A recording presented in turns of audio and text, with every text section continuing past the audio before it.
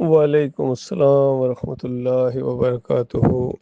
یہ آپ نے گروپ بنایا ہے اور مجھے ایڈ کیا ہے، اور یہ اس کے اندر آپ کا پہلا درس ہے۔ اللہ تعالیٰ آپ کو جزائے خیر عطا فرمائے۔ دیکھیے، اس درس کے اندر بہت زیادہ زور دیا گیا ہے، ایمان خالص کا لفظ استعمال کیا گیا ہے بار بار۔ جو ایمان لائیں اور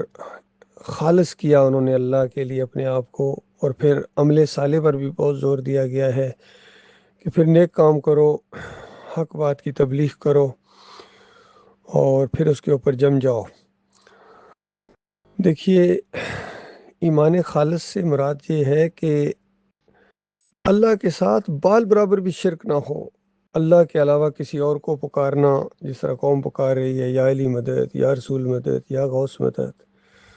اللہ کے علاوہ کسی اور کی بال برابر بھی اگر، یعنی ایک چاول کا کونا بھی اپنے اللہ کے علاوہ کسی اور کی نظر و نیاز کی 11ویں کی شکل میں، 12ویں کی شکل میں، یا کسی اور جو آج ہماری پوری قوم کر رہی ہے، ہر طرح کا شرک ان کے اندر موجود ہے۔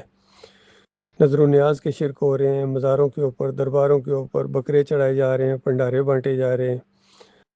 اور مٹھائیاں بانٹی جاتی ہیں۔ 12 ربیع الاول کو کیک کاٹے جاتے ہیں، 10 محرم کو شربت کی سبیلیں لگائی جاتی ہیں۔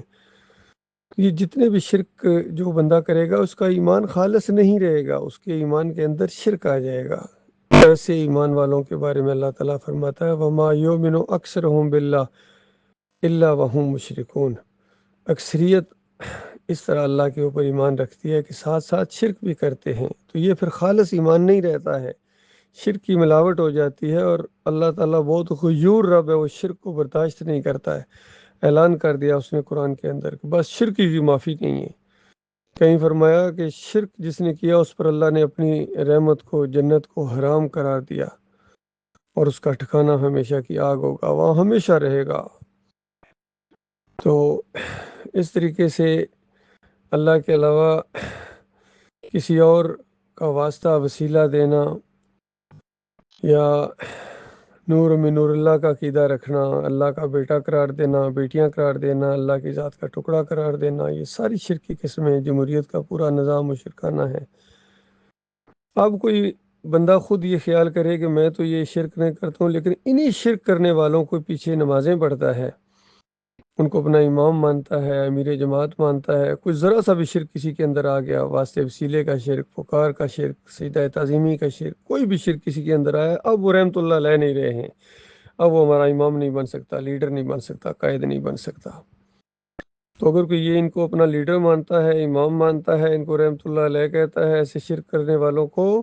تو یاد رکھیے اس کا ایمان خالص نہیں ہے، وہ پھر بھول جائے جنت کو، وہ جنت کی خوشبو تک نہیں پا سکے گا۔ اللہ کے بندو، اس کو ہمیشہ کی آگ کے اندر رہنا پڑے گا، جس طرح اس درس کے اندر بتایا گیا۔ تو یہ معاملہ ہے سب سے بڑا۔ اس دعوت کو جو لے کے کھڑا ہو جائے گا، جم جائے گا، ان کے اوپر اللہ کی رحمتیں ہیں، شفقتیں ہیں، برکتیں ہیں، صبر کے ساتھ جمع رہے، بالکل کسی کی پرواہ نہ کرے، کیونکہ چند دنوں کی یہ زندگی ہے، اس کے بعد ہمیشہ ہمیشہ کی اس کو عیش ملنے والی ہے، ایک بہت بڑی حکومت ملنے والی ہے، بہت بڑی مملکت ملے گی اس کو، جس کے مقابلے میں یہ پوری زمین کی بادشاہی بھی ہیچ ہے، اور زمین اور آسمان جتنی بڑی وسعت، جتنی جنتوں کا وعدہ کیے گئے ہیں، وہ ایسے مخلص مومنوں کے ساتھ کیے گئے ہیں، اور شرک کرنے والوں کو ڈراوا دیا گیا ہے کہ اگر تم نے شرک کیا، چاہے ایک شرک کیا یا آدھا کیا ہے، یا شرک کرنے والے کو اپنا امام مانا ہے، جس طرح یہ علی انجینئر صاحب بار بار کہتے ہیں، ان کا کئی شرک بھی بتاتے ہیں، پھر کہتے ہیں میں ان کو اپنا امام مانتا ہوں۔ ڈاکٹر اسرار کے کتنے بیانات ہیں، عبادت الوجود کے شرک کو ساتھ لے کے چلتے ہیں، یہ سارے شرک کے دائی ہیں۔ تو ان جیسا ایمان جو ہوگا، یہ ہمیشہ کی آگ میں رکھے گا، اور ان کا رد کرنا، ان کا کفر کرنا، ان سے بیزاری کا اعلان کرنا، یہ خالص ایمان ہے۔ اللہ تعالیٰ اس ایمان کی سمجھ عطا فرمائے، اور پھر جم جانے کی توفیق عطا فرمائے، کیونکہ بڑے بڑے آتے ہیں، دعوے بھی ان کے منو ٹنوں کے ہوتے ہیں، لیکن جماؤ نہیں دکھاتے ہیں، کہیں نہ کہیں شرک کے ساتھ ساز باز رکھتے ہیں۔ تو یاد رکھیے، یہ دوگلے ان کے لیے اللہ نے بڑا ڈراوا رکھا ہے، ان کو جہنم کے نچلے طبقے کے اندر رکھا جائے گا۔ استغفر اللہ، استغفر اللہ۔